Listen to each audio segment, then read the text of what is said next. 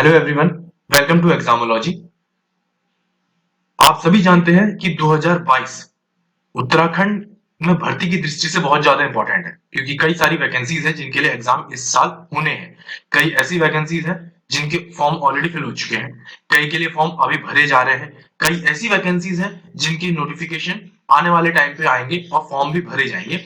लेकिन कुल मिला के ये साल 2022 पूरी तरह से, अगर आप यूकेपीएससी या यूके ट्रिपल एससी एस्पायरेंट है, तो आपके लिए बहुत इंपॉर्टेंट है, क्योंकि बहुत सारे एग्जाम इस साल उत्तराखंड में भर्ती के लिए होने हैं। नाउ इसी चीज में थोड़ा सा कंट्रीब्यूट करने के लिए हमने ये चैनल एग्जामोलॉजी बनाया कि हम आपकी तैयारी को थोड़ा सा और बेटर बना सके, जिसमें अभी हम प्रीवियस ईयर क्वेश्चन की ये सीरीज चला रहे हैं। इसमें हमने यूकेपीएससी उत्तराखंड के जो एग्जाम हुए हैं उत्तराखंड के, इससे पहले जितने भी एग्जाम हुए हैं यूकेपीएससी के द्वारा, उसमें विभिन्न सब्जेक्ट से रिलेटेड जितने भी क्वेश्चन पूछे गए हैं, जो भी प्रीवियस ईयर क्वेश्चन थे, हमने उसे अलग अलग सब्जेक्ट में फ्रेगमेंट किया है, सब्जेक्ट वाइज। जैसे कि हिस्ट्री हो, पॉलिटी हो, देन इकोनॉमिक्स हो, देन ज्योग्राफी हो। तो हर सब्जेक्ट से रिलेटेड जो जो क्वेश्चन थे, हमने उसे सब्जेक्ट वाइज फ्रेगमेंट किया और फिर हमने उसको पीवाईक्यूज को रिवाइज किया। तो अभी तक हम हिस्ट्री, पॉलिटी एंड इको, ये तीनों सेक्शन के जो भी क्वेश्चंस यूकेपीएससी के द्वारा पिछले 5 सालों में पूछे गए हैं, उन्हें कवर कर चुके हैं। अब हम ज्योग्राफी से रिलेटेड जितने भी प्रीवियस ईयर क्वेश्चंस पूछे गए हैं अभी तक, उनको कवर करेंगे। इसमें भी पहला पार्ट ऑलरेडी आउट हो चुका है। पहला पार्ट में हमने ज्योग्राफी के ही कई सारे क्वेश्चंस किए थे। बचे हुए क्वेश्चन अब हम इस पार्ट 2 में करेंगे, और इसके बाद इसी तरह अगले जो बाकी आने वाले सब्जेक्ट हैं, जैसे कि साइंस हो गया, हिंदी हो गया या रीजनिंग हो गए, तो उन सभी सेक्शंस के भी हम प्रीवियस ईयर क्वेश्चंस इसमें रिवाइज करेंगे। इसके मोस्टली दो फायदे हैं। पहला फायदा ये कि एक तो आपके प्रीवियस ईयर क्वेश्चन टोटल, अगर वो रिपीट होते हैं तो वो मार्क्स आपके कंप्लीटली कंफर्म हो चुके हैं। मान लीजिए किसी भी सब्जेक्ट में कोई भी previous year question same form में या फिर थोड़ा सा उसे घुमा के अगर वो रिपीट होता है, तो वो मार्क्स तो आपका लगभग कंफर्म है। दूसरा फायदा आपको ये है कि जो आप तैयारी करेंगे आने वाले एग्जाम में, जो भी आप तैयारी कर रहे हैं या जिन एग्जाम की भी आप तैयारी करेंगे, तो उसकी तैयारी करनी कैसे है, किस ट्रेंड में आपको किसी सब्जेक्ट को पढ़ना है। यूकेपीएससी या यूके ट्रिपल एससी अगर हिस्ट्री से क्वेश्चन पूछते हैं, तो हिस्ट्री से किस ट्रेंड में, किस डिफिकल्टी लेवल पे क्वेश्चंस पूछे जाते हैं, ये चीज को समझने में हमें मदद मिलती है प्रीवियस ईयर क्वेश्चन से। और सेम सभी सब्जेक्ट में लागू हो जाता है। ज्योग्राफी की अगर हम बात करें, तो ज्योग्राफी बहुत बड़ा वास्ट सिलेबस है ज्योग्राफी का, बट क्या वो सारी चीजें आपको पढ़नी है? अगर पढ़नी है तो कितने डीप लेवल पे आपको जाके वो चीजें पढ़नी है? तो ये ट्रेंड हमें समझ में आता है जब हम प्रीवियस ईयर क्वेश्चंस को देखते हैं।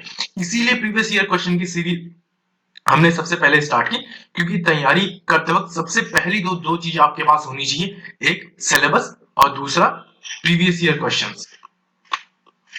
तो स्टार्ट करते हैं ज्योग्राफी का हमारा ये दूसरा सेशन पहले क्वेश्चन के साथ। पहला क्वेश्चन है, clouds are the result of. Now अगर जितने भी क्वेश्चन हम यहाँ पे करेंगे आपको इनके आंसर पता है, तो आप जल्दी जल्दी कमेंट सेक्शन में अपने आंसर बता सकते हैं, देन हम सही आंसर तो डिस्कस करेंगे ही। तो पहला क्वेश्चन, बादल परिणाम है किस प्रोसेस की? ये आपको यहाँ पर प्रोसेस दी हुई है, तो इनमें से किसके क्लाउड्स रिजल्ट है?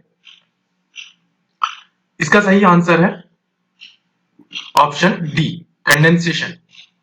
क्लाउड्स कंडेंसेशन के ही परिणाम होते हैं। होता क्या है कि पहले, जैसे कि इवोपोरेशन के थ्रू क्या होता है, आप सब जानते हैं कि इवोपोरेशन के थ्रू जो हमारा पानी होता है सरफेस पे, वो वाष्प बन जाता है, हवा में वाष्प के रूप में वो उड़ जाता है। नाउ जैसे जैसे ये एयर ऊपर को उठती है, वैसे वैसे टेम्परेचर फॉल होता है, टेम्परेचर डाउन होता है।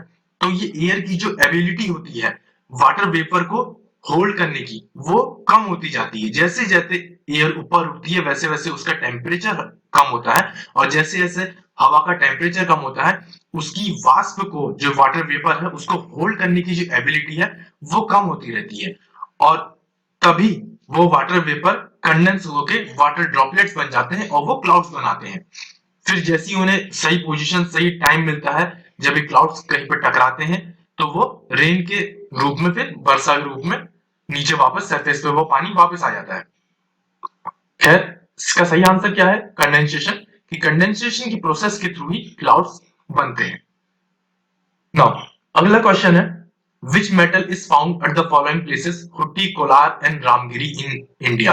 नाउ इन्होंने 3 जगह दी हुई है, हुट्टी, कोलार एंड रामगिरी, और इनमें ये पूछ रहा है कि कौन सा मेटल पाया जाता है। वेल एक सीरीज जो बीच में काफी फेमस हुई थी केजीएफ, अगर आपने देखी होगी तो वो कोलार की खान की उसमें बात करते हैं, तो यहां से भी आप थोड़ा सा अंदाजा लगा सकते हैं।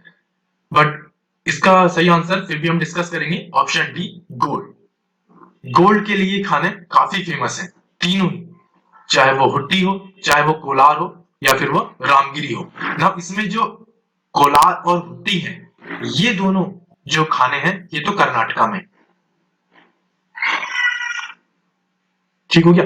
तो हुट्टी एंड कोलार ये तो खाने हैं कर्नाटका में, और इसके अलावा जो रामगिरी है ये हमारी आंध्र प्रदेश की गोल्ड फील्ड है। हमारा रामगिरी कहाँ पे है?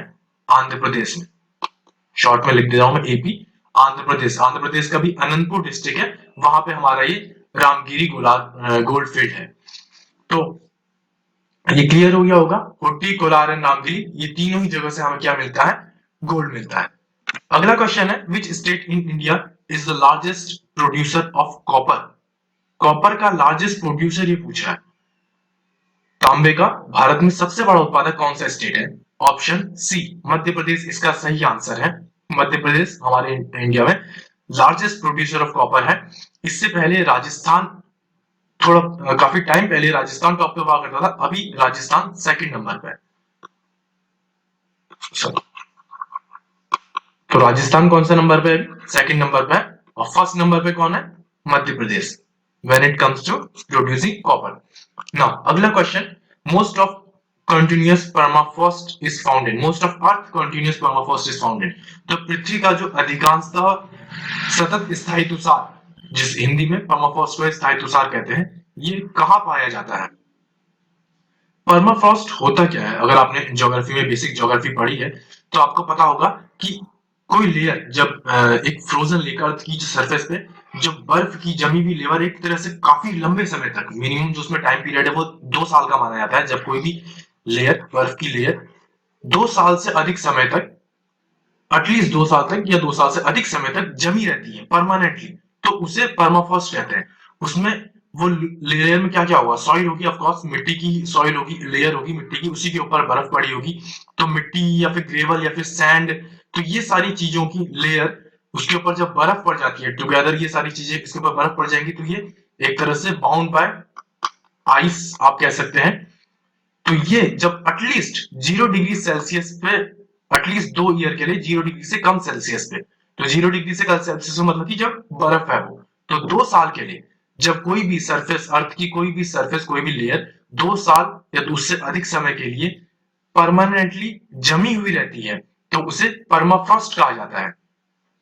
परमा से आप समझ सकते हैं, परमानेंट, और फ्रॉस्ट मतलब कि फ्रोजन, तो जमा हुआ होना। स्थायी तुषार इसीलिए कह रहा है, तुषार बर्फ से रिलेटेड है, तो स्थायी रूप से जब वो जमी रहती है, और स्थायी रूप से मतलब 2 या 2 साल से अधिक समय के लिए, तो उसे परमाफ्रॉस्ट कहा जाता है।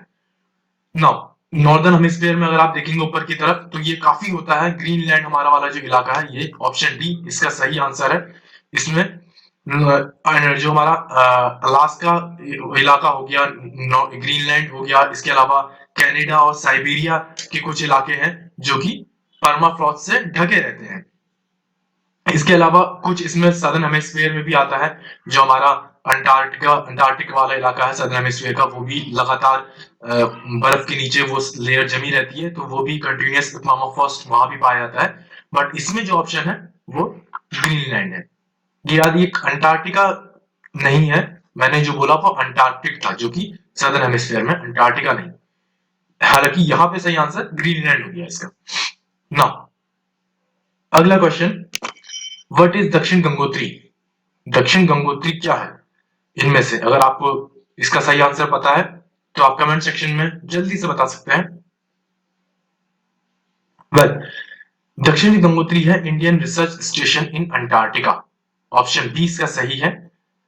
पहला साइंटिफिक बेस है इंडिया का अंटार्कटिका में। अंटार्कटिका में काफी रिसर्च होती है, और लगातार वहां पे हमें ग्लोबल वार्मिंग से रिलेटेड रिसर्च अंटार्कटिका में बहुत ज्यादा होती है, ग्लेशियर्स के पिघलने से रिलेटेड रिसर्च।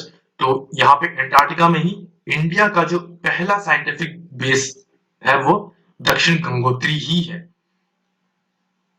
तो आई होप ये क्लियर हो गया हो। ऑप्शन बी इसका सही आंसर है।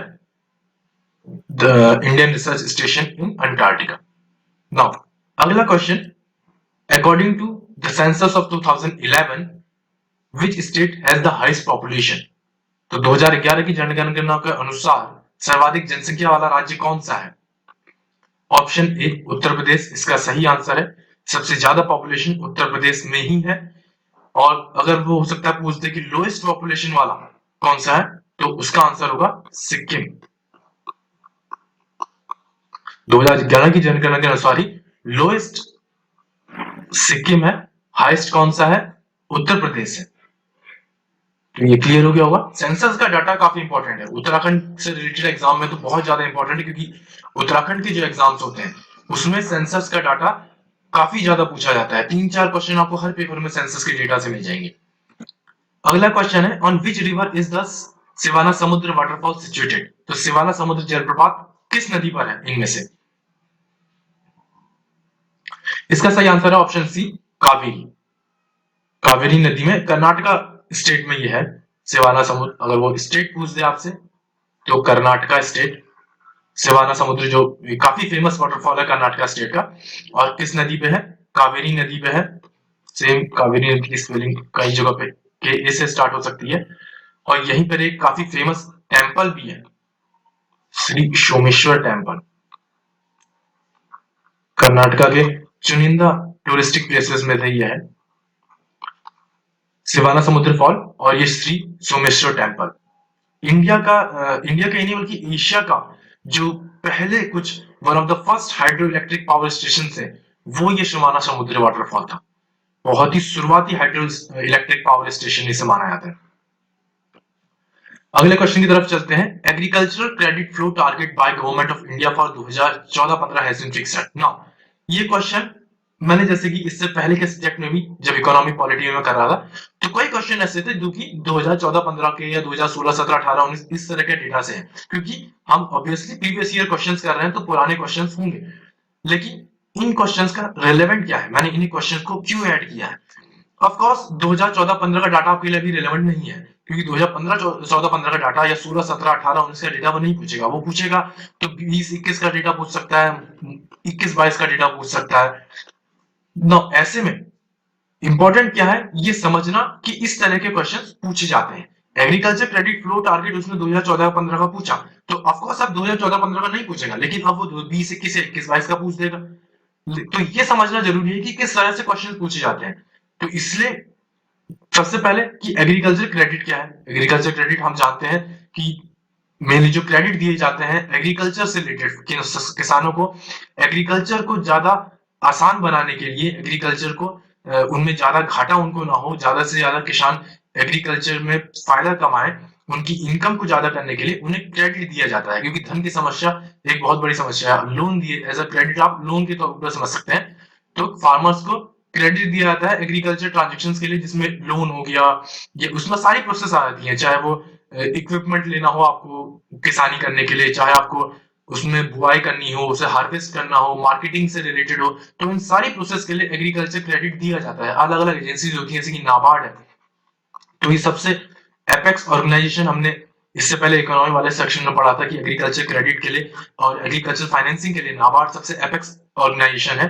तो इसी तरह से किसानों को अलग अलग माध्यम से क्रेडिट दिया जाता है, अलग अलग फाइनेंशियल इंस्टीट्यूशंस की तरफ से ये क्रेडिट दिया जाता है। तो यही गवर्नमेंट क्या चाहती है कि ये क्रेडिट फ्लो बढ़े, वो इस क्रेडिट फ्लो को बढ़ाना चाहती है, क्योंकि जितना ज्यादा ये क्रेडिट किसानों को दिया जाएगा, इसका मतलब कि किसान उतना ज्यादा उन सुविधाओं को ले पा रहे हैं जो खेती के लिए उन्हें मिल सकती है, उतना ज्यादा अच्छी मॉडर्न तरीके से वो खेती कर पा रहे हैं। उनका जो रिस्क है वो उतना ही कम होता जा रहा है, क्योंकि गवर्नमेंट उन्हें इसमें मदद कर रही है।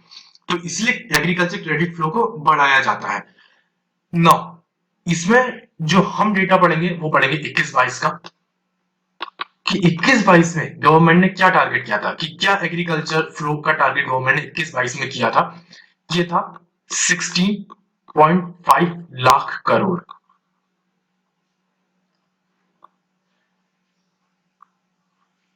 सॉरी, ये 16.5 लाख करोड़ इन सबसे बहुत ज्यादा है ये, क्योंकि काफी पुराना डेटा है इसलिए ऑप्शंस में इतने कम है। 2021-22 में जो टारगेट था वो था 16.5 लाख करोड़ का। इतना गवर्नमेंट ने ये इस बार टारगेट किया था कि हम इतना एग्रीकल्चर क्रेडिट फ्लो में देंगे। इससे पहले जो 2020-21 में टारगेट था वो था 15 लाख करोड़ का, और ये क्वेश्चन ऑलरेडी पूछा भी जा चुका है बिहार के पीसीएस में ये क्वेश्चन डायरेक्टली पूछा गया है कि agriculture credit flow target by the government of India for 2020-21 has been fixed. तो 2020-21 के लिए उन्होंने ये क्वेश्चन को पूछा, 15 लाख था। 2021-22 का डेटा मैंने आपको बताया है, हो सकता है कि किसी एग्जाम में वो ये डेटा पूछ ले। तो ये क्लियर हो गया होगा। अगले क्वेश्चन की तरफ चलते हैं। The world population day is observed on. World population day कब मनाया जाता है? बहुत सिंपल आंसर है, 11 जुलाई। इस तरह से डे भी पूछ देता है उत्तराखंड के एग्जाम, आप देखेंगे कि एक या दो क्वेश्चन इस तरह से अलग अलग डेज के आ जाएंगे, इसलिए जो इंपॉर्टेंट डे है उनको आप जरूर नोट डाउन कर लीजिएगा। अगला क्वेश्चन है, विच of the following is an example of isostasy. Isostasy का अर्थात भू संतुलन का क्या उदाहरण है, ये पूछ रहा है। इनमें से कौन क्या चीज उसका उदाहरण है। और आइसोस्टेसी की जो थ्योरी है ये दी थी सीई डट्टन ने। ज्योग्राफी का काफी इंपॉर्टेंट कॉन्सेप्ट यह आइसोस्टेसी, भू संतुलन का। सी डट्टन ने 1889 में ये थ्योरी दी थी। ये थ्योरी क्या करती है, ये मेनली ये बताती है कि जो भी डिफरेंट टोपोग्राफिक हाइट्स हैं अर्थ के सरफेस पे, जो जितनी भी टोपोग्राफिक हाइट्स अलग अलग जो रिलीफ है, वो किस तरह से अर्थ के सरफेस पे एक साथ एग्जिस्ट करते हैं।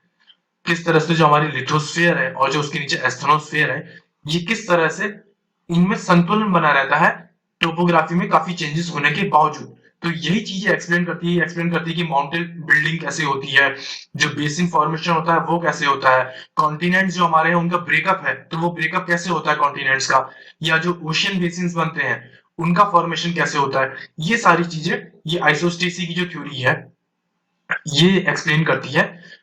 इस क्वेश्चन का जो आंसर है कि क्या एग्जांपल है, तो वो है सिंकिंग ऑफ मिसिसिपी डेल्टा।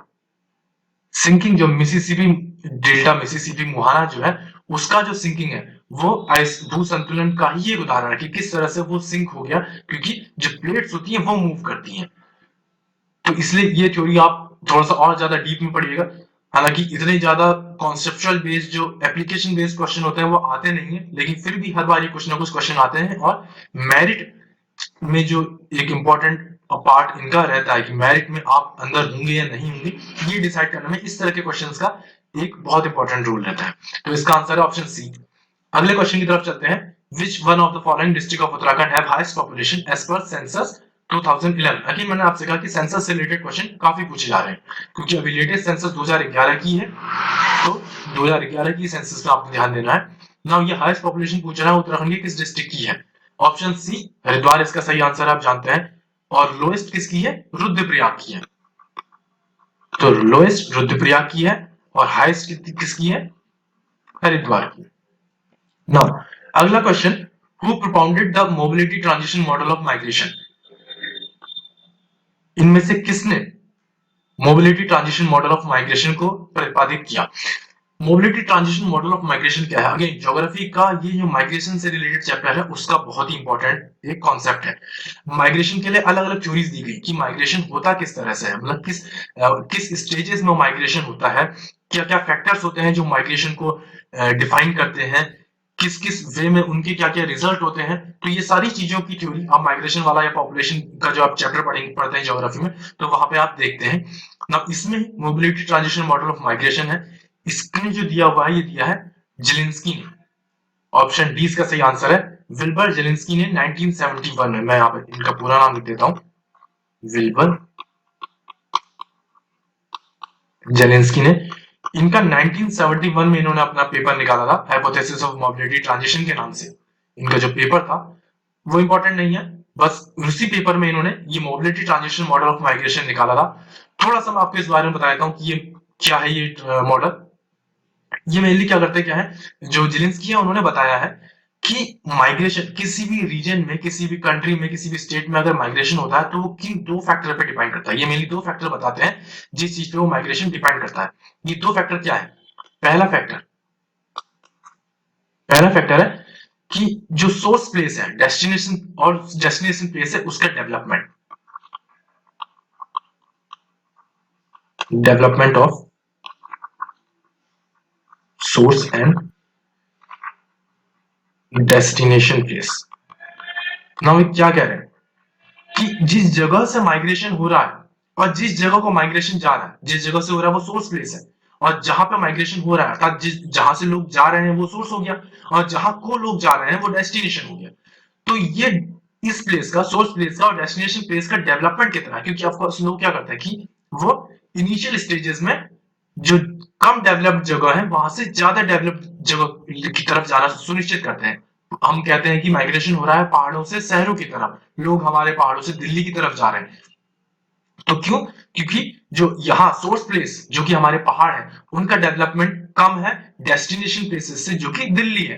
तो इसीलिए ये बताते हैं जेलेंस्की कि क्या फैक्टर है, दो फैक्टर ही बता रहे हैं जो कि माइग्रेशन को अफेक्ट करते हैं। पहला फैक्टर मैंने बता दिया, development of sources and destination place, और दूसरा फैक्टर क्या है कि types of society of the source and destination place, कि इन सोर्स और डेस्टिनेशन प्लेसेस में किस तरह की सोसाइटी है।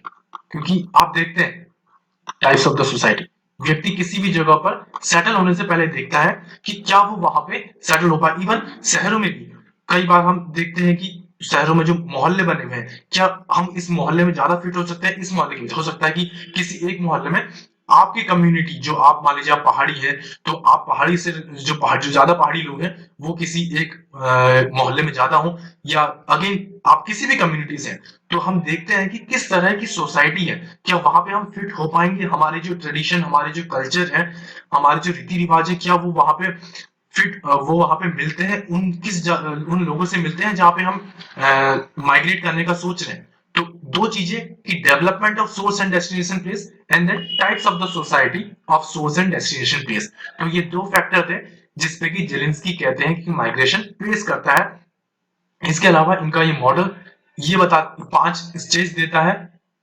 ये 5 1 मिनट 5 स्टेट मेनली ये बताता है कि किन 5 स्टेट में ये माइग्रेशन होता है। बहुत ज्यादा मैं आपको इसमें नहीं बताऊंगा क्योंकि टाइम भी कम है, दूसरा इतना डीप में पढ़ के इसका फायदा नहीं है। बेसिकली मैं आपको इसलिए बता दे रहा हूँ ताकि हल्का आपको कॉन्सेप्ट समझ में आ जाए, क्योंकि कई बार वो क्वेश्चन उल्टा करके दे सकता है, वो आपको जेलेंस्की ऊपर क्वेश्चन में दे देगा और निम्न में से आपको नीचे पूछ लेगा कि ये कौन सा मॉडल जेलेंस्की का है। तो इसलिए आपको हल्का सा मॉडल के बारे में पता होना जरूरी है। तो 5 स्टेज जो बताते हैं, पहली स्टेज जो बताते हैं प्री मॉडर्न ट्रेडिशनल सोसाइटी की, प्री मॉडर्न ट्रेडिशनल सोसाइटी, जब जो सोसाइटीज होती हैं वो काफी ट्रेडिशनल होती हैं और प्री मॉडर्न है, अर्थात मॉडर्नाइजेशन अभी नहीं आया है। ऐसे में जो बर्थ रेट होता है वो भी काफी ज्यादा होता है, डेथ रेट भी ज्यादा होता है। तो जो पॉपुलेशन का ग्रोथ है वो लगभग जीरो होता है, क्योंकि बर्थ रेट भी ज्यादा है, डेथ रेट भी ज्यादा है, तो पॉपुलेशन स्टेबल रहेगी, तो पॉपुलेशन ग्रोथ जीरो होता है। और ऐसे में जो माइग्रेशन है वो इंटरनेशनल माइग्रेशन लगभग नहीं ही होता है, क्योंकि प्री मॉडर्न ट्रेडिशनल सोसाइटी है, आपके पास बहुत ज्यादा डिफरेंस नहीं है। अगर आपके पास एक सोर्स है, एक डेस्टिनेशन है, तो इन दोनों के बीच के डेवलपमेंट में बहुत ज्यादा डिफरेंस नहीं है, इसलिए आप माइग्रेशन भी नहीं करते हैं, तो काफी कम माइग्रेशन होता है। नोमैडिज्म काफी होता है, नोमैडिज्म मतलब कि आप एक जगह से दूसरी जगह घूमते काफी हैं फूड के लिए, सर्वाइवल के लिए, लेकिन वो माइग्रेशन नहीं है क्योंकि आप बस ही नहीं रहे। तो जो हमारा जो आदिवासी जो समाज था, हम जब पढ़ते हैं हिस्ट्री में, तो वो मेनली इसी माइग्रेशन, इसी स्टेज के तहत आता है। देन इसमें दूसरी स्टेज आती है अर्ली ट्रांजिशनल सोसाइटी की।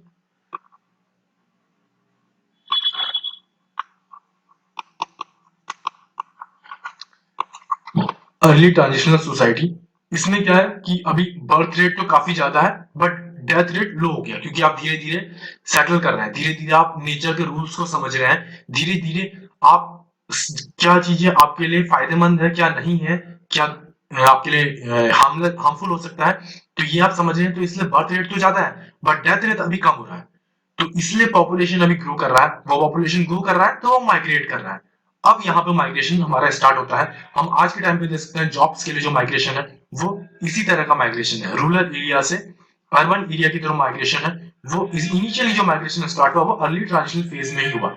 इसके अलावा फिर लेट ट्रांजिशनल सोसाइटी आती है जिसमें कि बर्थ रेट भी लो है, डेथ रेट भी लो है। हम जानते हैं कि धीरे धीरे हम बर्थ रेट को लो करने की, हम पॉपुलेशन स्टेबल करने की बात करते हैं, इकोनॉमिक डेवलपमेंट ज्यादा है, एजुकेशनल डेवलपमेंट काफी हो चुका है, तो पॉपुलेशन पे भी एक स्टेबल आ चुका है, तो low birth rate and low death rate, और यहाँ पे माइग्रेशन है बट एक स्टेबल लेवल में है। फिर एडवांस सोसाइटी, स्टेज 4 में एडवांस सोसाइटी आ जाती है।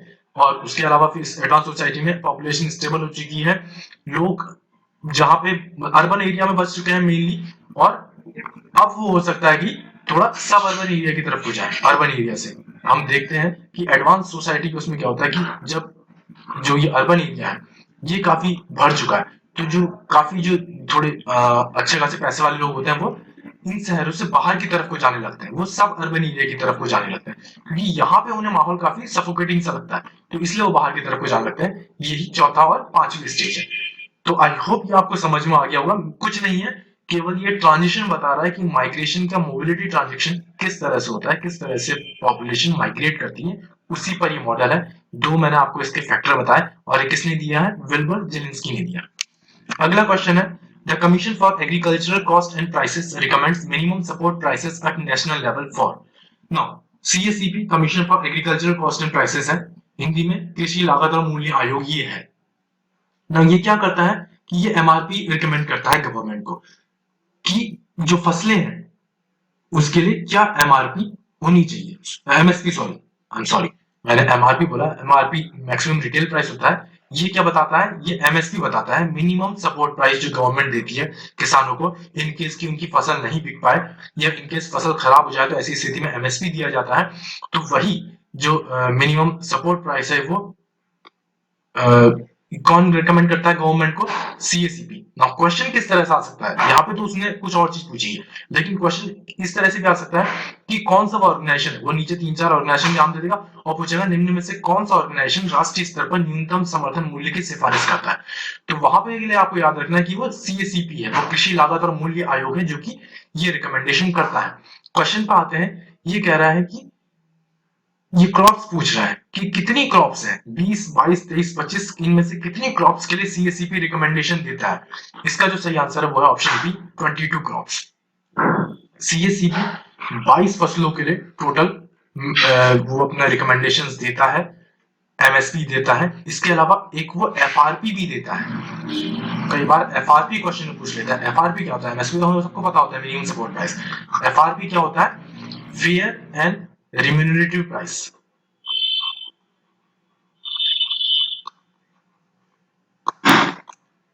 इसे जरूर आप याद रखिएगा, फेयर एंड यूनिटरी प्राइसेस। ये किसके लिए दिया जाता है, ये दिया जाता है गन्ने के लिए, शुगर केन के लिए, क्योंकि चीनी की जो मिलें होती हैं वो गन्ना किस प्राइस पे खरीदेगी, वो एफआरपी पे खरीदती है। Lowest fair and unitary price जो होती है एफआरपी होता है उनके लिए, वो इन पे एफआरपी पे खरीदती है। तो वो 22 फसलों के लिए सीएससीपी एमएसपी रिकमेंड करता है गवर्नमेंट को, और एक फसल जो कि शुगर केन है इसके लिए वो एफआरपी रिकमेंड करता है। अब एक जो इंपॉर्टेंट पॉइंट है वो ये है कि वो रिकमेंड करता है, अर्थात उसने गवर्नमेंट को केवल सिफारिश करी है, उसने गवर्नमेंट को ये रिकमेंड किया है, उसने गवर्नमेंट को कहा नहीं है कि इतना प्राइस होना चाहिए। व्हाट आई मीन टू से कि गवर्नमेंट बाइंड नहीं होती उन प्राइसेस को मानने के लिए, वो केवल रिकमेंड कर रहा है। गवर्नमेंट चाहे तो उन प्राइसेस को हूबहू मान सकती है, वो चाहे तो उन प्राइसेस को थोड़ा सा बढ़ा के या थोड़ा सा कम करके भी मान सकती है। तो आई होप ये चीज आपको समझ में आ गई होगी कि सीएसीपी जो कि किस मिनिस्ट्री के अंदर आता है, ministry of agriculture and farmers welfare के अंदर आता है। ये भी वो क्वेश्चन पूछ सकता है कि किस मिनिस्ट्री के अंदर, तो ministry of agriculture and farmer welfare, उसके तहत सीएसीपी ऑर्गेनाइजेशन है। 1965 का काफी पुराना ऑर्गेनाइजेशन ये है, काफी इनिशियली ये बन गया था 1965 में, जनवरी 1965 में ये एग्जिस्टेंस में आया था, और तब से ये विभिन्न फसलों के लिए राष्ट्रीय स्तर पर न्यूनतम समर्थन मूल्य की सिफारिश करता है। ये कितनी फसलें हैं, 22 क्रॉप्स हैं जिनके लिए एमएसपी देता है, एक फसल शुगर केन है जिसके लिए वो एफआरपी देता है। क्लियर। अगला क्वेश्चन है, विच of the following countries shares the longest international boundary with India. Now निम्नलिखित में से कौन सा देश भारत के साथ सबसे लंबी अंतरराष्ट्रीय सीमा साझा करता है। इसका सही आंसर ऑप्शन सी, बांग्लादेश। सबसे ज्यादा जो हमारा इंटरनेशनल बाउंड्री है बांग्लादेश के साथ ही है, वो कितना है, यह 4096 किलोमीटर। बेसिक लूसेंट अगर आपने पढ़ी होगी तो ये डेटा उसमें लिखा रहता है, 4096 किलोमीटर। सेकंड नंबर पे चाइना आता है 3488 किलोमीटर के साथ, और थर्ड नंबर पे पाकिस्तान है 3323 किलोमीटर। तो ये इस तरह से इनकी क्रोनोलॉजी हायरार्की है, बांग्लादेश, चाइना, पाकिस्तान, ये तीनों हैं। इसके बाद फिर नेपाल, फिर उसके बाद Myanmar, Bhutan, Afghanistan, so on and so fourth ये आते रहते हैं। तो ये हमारी इस क्वेश्चन में पूछा कि उसने सबसे लंबी इंटरनेशनल बाउंड्री किसके साथ है, तो बांग्लादेश के साथ है। ये डाटा आप याद कर लीजिए। नाउ अगला क्वेश्चन है, which of the following mountain pass is not located in the state of Uttarakhand? Uttarakhand में निम्न में से कौन सा पर्वत दर्रा स्थित नहीं है? इसका सही आंसर है ऑप्शन बी, सिपली सिपकीला पास, क्योंकि ये हिमाचल प्रदेश में, हिमाचल प्रदेश एंड तिब्बत के बीच में है। सिपकीला पास जो सतलज का जॉर्ज है, सतलज जो जॉर्ज बनाती है वो है, इस सिपकीला पास वही वही जॉर्ज से होते हुए गुजरता है, हिमाचल प्रदेश और तिब्बत को जोड़ता है।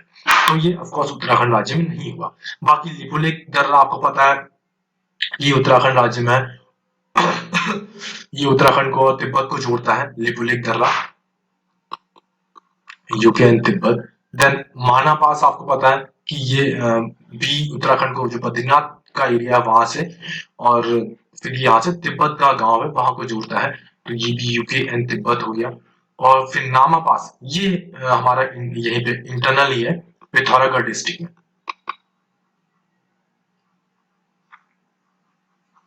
नोमा पास, तो ये तीनों लिपुलेख, माना और नोमा, ये तीनों हमारे पास है उत्तराखंड में। सिक्की लापास उत्तराखंड में नहीं है, ये हिमाचल प्रदेश में। अगला क्वेश्चन है, the Indira Gandhi canal project draws water from which of the following rivers? तो इंदिरा गांधी नहर परियोजना निम्नलिखित में से किस नदी से पानी खींचती है? ऑप्शन इसने दिए हुए हैं, रवि, ब्यास, सतलज और ऑफ दीज। ना इसमें जो वो है क्वेश्चन में ये दिक्कत है कि ब्यास एंड सतलुज ये दोनों से ही वो पानी खींचती है। ऑल ऑफ दीज भी नहीं है, क्योंकि रावी से वो पानी नहीं खींचती। बट इन दोनों ब्यास एंड सतलज, ब्यास और सतलज का जो दोनों ही नदी से इंदिरा गांधी नहर परियोजना में पानी आता है। इंदिरा गांधी जो केनाल है उसको ओरिजिनली वैसे इसका नाम क्या था, राजस्थान केनाल था।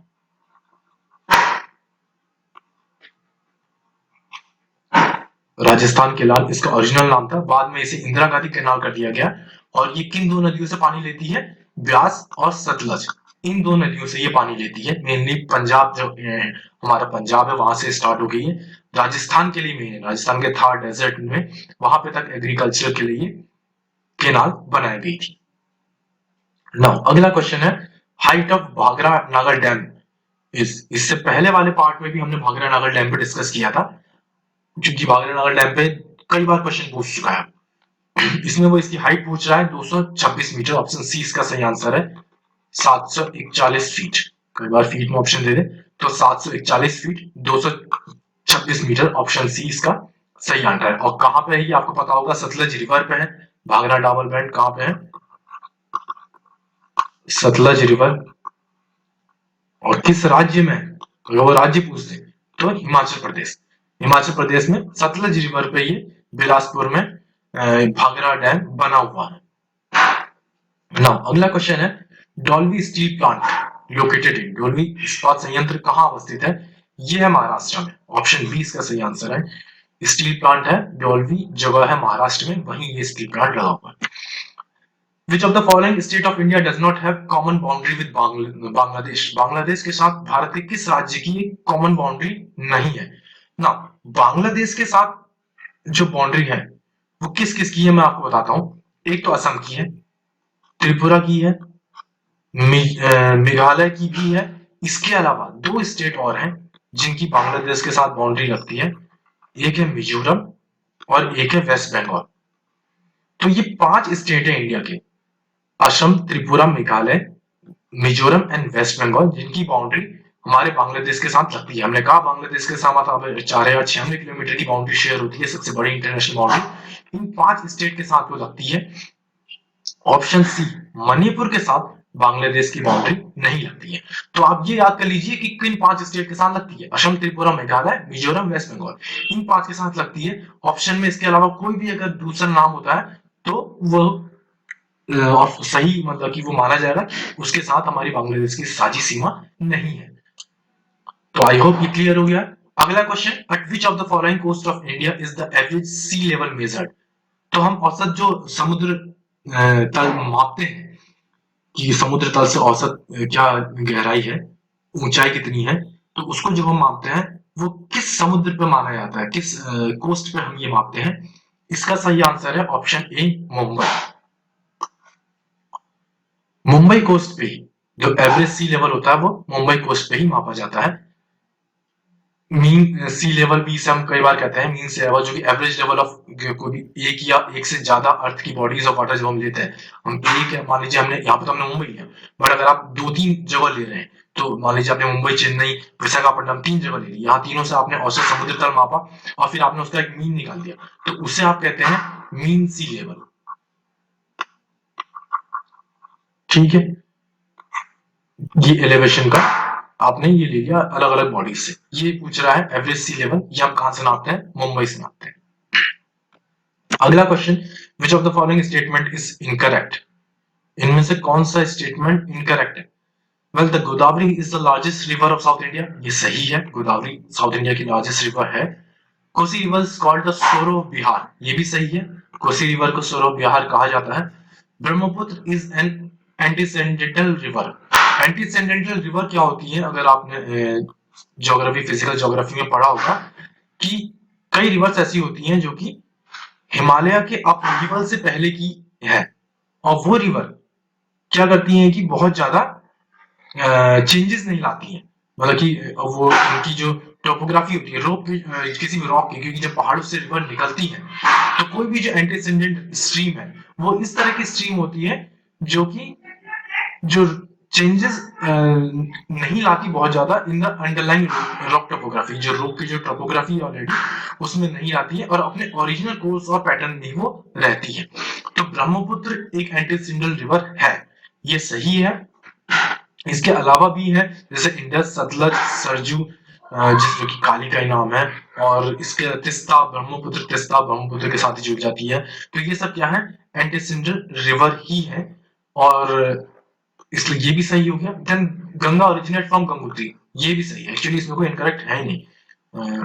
आई डोंट नो, इसमें शायद हो सकता है नीचे 1 2 3 या 1 2 या नन ऑफ द अबव इस तरह के ऑप्शन में शायद वो मैंने मिस कर दिए, बट इसमें कोई भी इनकरेक्ट नहीं है, चारों ही सही है। इन चारों से एक तरह से आपके 4 क्वेश्चन भी तैयार हो गए। अगर पूछता है largest river of south India तो गोदावरी, अगर पूछता है कि सौरव बिहार कैसे कहा जाता है तो कोसी को कहा जाता है, अगर पूछता है कि निम्न में से कौन सी एंटीसिंडल है तो एटलीस्ट आपको एक नाम तो पता ही है, ब्रह्मपुत्र। इसके अलावा मैंने आपको बताया इंडस, सतलज, सरजू या जिसे काली कहते हैं, देन तिस्ता, ये सब एंटीसिंडल रिवर है, और गंगा तो गंगोत्री से निकलती ही है।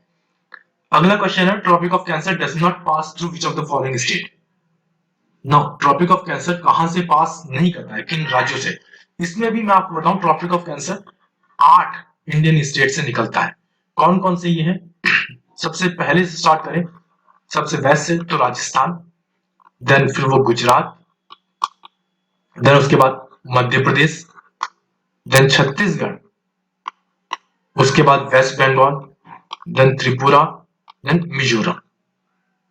तो ये 8 हो गए, 1 2 3 4 5 6 7, सॉरी ये 7 ही है, मैंने कुछ मिस कर दिया शायद। राजस्थान, गुजरात, मध्य प्रदेश, छत्तीसगढ़, वेस्ट बंगाल, त्रिपुरा एंड मिजोरम, या ये 7 ही है शायद, सॉरी 7 स्टेट से ये निकलता है, 7 स्टेट से ये कर्क रेखा गुजरती है। कहां से वो नहीं गुजरती है? तो अरुणाचल प्रदेश, डायरेक्टली इसका आंसर हो गया अरुणाचल प्रदेश, क्योंकि वहां टॉप में है तो वहां से वो नहीं जाती। बाकी इन 7 जगहों से वो जाती है, आप इन्हें याद कर लेंगे तो आप कोई भी ऑप्शन को एलिमिनेट कर सकते हैं उसके बाद। अगला क्वेश्चन है, Nokrek biosphere reserve is located in? तो नोकरेक बायोस्फीयर रिजर्व कहां लोकेटेड? स्टेट वो पूछ रहा है, ऑप्शन डी मेघालय इसका सही आंसर है। नोकरेक बायोस्फीयर रिजर्व है, इसी में नोकरेक नेशनल पार्क भी है। और नोकरेक बायोस्फीयर रिजर्व के बारे में एक और चीज कि 2009 में, मई 2009 में ये यूनेस्को ने इसे अपने जो यूनेस्को की जो बायोस्फीयर रिजर्व की लिस्ट है उसमें ये ऐड भी हो चुका है। तो क्वेश्चन कई बार इस तरह से आ सकता है कि मेघालय का वो कौन सा बायोस्फीयर रिजर्व है जो कि यूनेस्को की बायोस्फीयर रिजर्व की लिस्ट में है? तो वो है नोकरेक बायोस्फीयर रिजर्व। ये कहां लोकेटेड है? मेघालय में लोकेटेड है। अगले क्वेश्चन है, jhum cultivation is also called as? Jhum खेती को किस नाम से भी जाना जाता है, अन्य किस नाम से भी जाना जाता है? ऑप्शन डी इसका सही आंसर है। आप जानते हैं सेफ्टी कल्टीवेशन, हमने बचपन से ही बेसिक एनसीईआरटी की बुक्स में ये पढ़ा है। शिफ्टिंग झूम खेती, शिफ्टिंग कल्टीवेशन से क्या होता है कि लगातार आप खेती शिफ्ट करते रहते हैं एक लैंड से दूसरे लैंड की तरफ। इसके अलावा इसे एक और नाम जो दिया जाता है वो है स्लैश एंड बर्न। ये नाम भी आपने सुना होगा, बुक में पढ़ा होगा। स्लैश एंड बर्न एग्रीकल्चर भी इसे कहते हैं। तो ये झूम खेती के ही नाम है। आप जानते हैं इसमें क्या होता है, मेनली जो नॉर्थ ईस्टर्न हिल रीजन है इंडिया का, नॉर्थ ईस्ट का जो इलाका, वहां पे अभी भी ये खेती होती है। इसमें हम किसी एक लैंड पर पहले वहां पे उसे साफ करते हैं, उसके पेड़ वेड़ काट के वहां पे उसे जला दिया जाता है, तो उससे जलाने से जो राख हो जाती है उससे वो लैंड थोड़ा सा क्या होता है कि वो राख उस भूमि को थोड़ा उपजाऊ कर देता है। फिर बाद में उसमें फसल बोई जाती है। फसल काट लेने के बाद उसको परती छोड़ दिया जाता है और दूसरी लैंड में शिफ्ट हो जाते हैं। तो इस तरह से उसे झूम खेती, इसलिए उसे शिफ्टिंग कल्टीवेशन कहते हैं। क्लियर है? अगला question, which of the following Indian state has higher road density? इनमें से सड़क घनत्व किस भारतीय राज्य में अधिक है? वेल, सड़क घनत्व की अगर हम बात करें तो सबसे ज्यादा सड़क घनत्व अगर किसी भारतीय स्टेट का है तो वो केरला का है। तो इसलिए इसका आंसर भी केरला ही है, ऑप्शन सी राइट है। केरला का सबसे ज्यादा अपना रोड डेंसिटी है इंडिया में। केरला, उसके बाद केरला 1 पे हो गया, देन त्रिपुरा सेकंड नंबर पे, और इसके अलावा फिर असम। ये तीनों ही में हमारा जो रोड डेंसिटी है वो काफी ज्यादा है। यूटीज की अगर हम बात करें, यूनियन टेरिटरीज की, तो दिल्ली ऑफ कोर्स सबसे पहले नंबर पे, देन उसके बाद चंडीगढ़ एंड देन पुडुचेरी। ये 3 यूटीज टॉप पे है स्टेट में। केरला फर्स्ट नंबर पे, सेकंड पे त्रिपुरा एंड देन थर्ड पे असम हमारा हो गया। तो ये हमारा रोड डेंसिटी था। अगला question, which of the following state is the largest producer of pulses in India? Pulses का सबसे बड़ा उत्पादक पूछ रहा है, ऑप्शन ए मध्य प्रदेश। इससे पहले हमने कॉपर का भी पढ़ा कि कॉपर का भी सबसे बड़ा प्रोड्यूसर मध्य प्रदेश ही है, और अब पल्सेस का भी सबसे बड़ा प्रोड्यूसर मध्य प्रदेश ही है। हमारा जो टोटल कंट्री का जो दालों का उत्पादन होता है, टोटल प्रोडक्शन, उसका 23% जो प्रोडक्शन है वो मध्य प्रदेश ही अकेले करता है। मध्य प्रदेश के बाद अगर सेकंड नंबर पे यूपी आ जाता है, 18% प्रोडक्शन यूपी का है। देन तीसरे पे महाराष्ट्र आता है 14%, और चौथे पे राजस्थान है 11%। पांचवे पे मैं आपको बता दूं Andhra Pradesh with 9% of production.